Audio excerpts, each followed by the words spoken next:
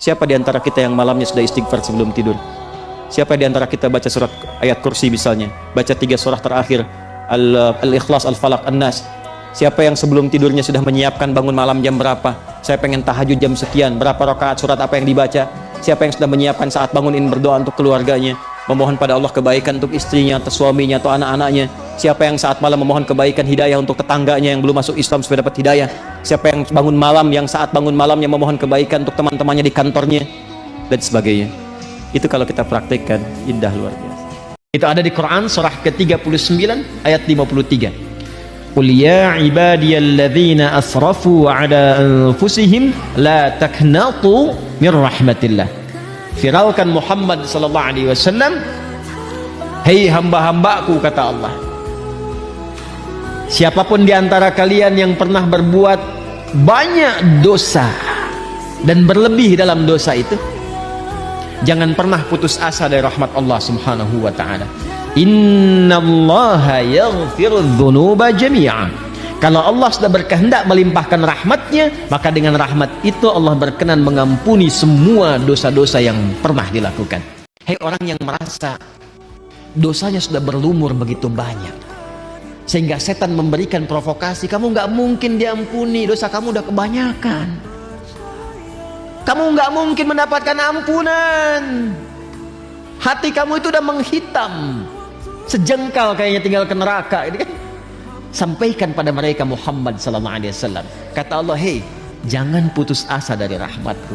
Kalau engkau mau datang kepadaku, aku ampuni semua dosa-dosamu. Dan ternyata di antara rahmat yang ditebarkan itu diantaranya ada di majlis ilmu.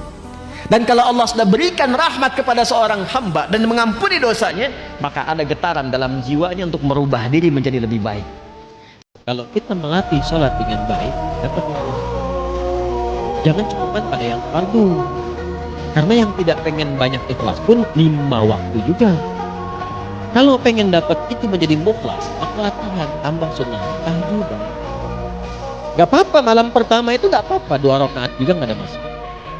Nanti setelah menikmati itu akan tambah 4, witirnya baru 1, sampai nanti 10, witirnya 1 setelah. Ada yang makin enak, makin nikmat jadi 23, ada yang 39. Itu masing-masing mendapatkan kenyamanan. Jadi setelah itu tiba-tiba paginya udah syuruk ya, dapat duha lagi pertengahan, duha akhir, rawatibnya. Kalau udah terbiasa dengan sholat sunnah, itu suasana hatinya berbeda. Makanya amalnya itu langsung sholat, itu baru sholat. Tuh, kaget kan? Tidak ada yang abadi yang akan hidup di bumi ini. Semua pasti akan meninggalkan bumi ini dan digantikan oleh generasi berikutnya. Oke? Jadi Allah mendeklarasikan bumi ini bukan tempat tinggal, tapi tempat meninggal. Kita akan tinggalkan ini ke tempat lain, dan pastikan sebelum kita meninggalkan tempat ini, kita siapkan generasi yang lebih baik untuk menggantikan kita. Hendaklah para orang tua merasa khawatir kalau ia nanti meninggalkan dunia ini, ia tidak menyiapkan generasi yang kuat untuk meneruskan risalah kebanggaan keluarganya. Coba cek anakmu. Sekiranya engkau pergi meninggalkan dunia ini, anakmu kuat nggak katanya? Bisa nggak mengatasi tantangan di masa depan? Jadi kalau ada orang tua mengatakan, Ustadz, saya ingin anak saya seperti Ustadz, saya katakan jangan. Jangan, karena tantangan di masa depan itu lebih daripada yang sekarang. Saya menghadapi tantangan di masa kini, anak ibu akan menghadapi tantangan di masa depan. Maka berikan ia bekal yang kuat, karena setiap yang tinggal tidak akan abadi. Selalu ada yang meneruskan generasi berikutnya.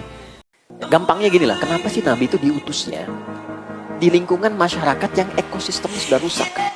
Saking rusaknya disebut jahiliyah. Jahil itu orangnya, maaf ya, jahlun itu sifatnya. Kalau dikumpulkan jahiliyah sudah buruk, orangnya ikut buruk. Ya. Kalau mabuk di masyarakat jahiliyah itu, yang paling prematur, pemabuk pemula, itu sehari 5 kali. Pemula itu. Ya. Zina hatam dengan segala jenisnya. Tapi ketika risalah Islam datang dan sholat, berubah semua. Jadi orang baik.